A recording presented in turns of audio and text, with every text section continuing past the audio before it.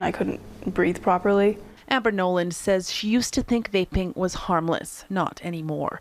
In late October, the 18-year-old spent 10 days in hospital after her left lung suddenly collapsed. They can't say 100% that it was vaping, but it was something that was brought up from the time she was in Emerge, right through every single doctor that met with her. The teen admits to vaping heavily for the past 2 years. She thought it was safer than smoking, even after hundreds of serious lung illnesses related to vaping began to appear across the U.S.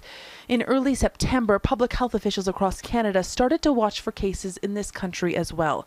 But so far, Canada's surveillance program has tracked just a handful of illnesses, and Nolan's experience is not reflected in that count. I'm aware of one hospitalization. I've also personally dealt with a few cases over the last few months, and this is specific to vaping.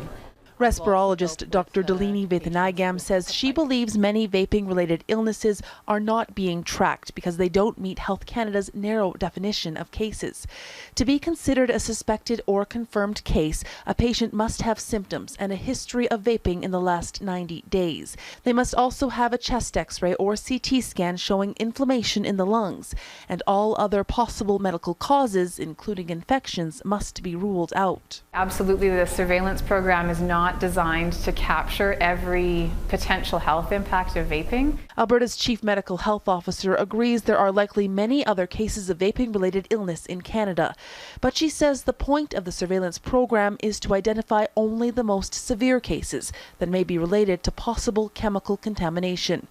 Cases that have been so serious that in the U.S. at least 48 people have died.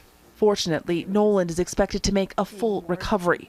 She vows never to vape again. I just want people to know the risks and what can happen. Heather, Yourex-West Global News, Calgary.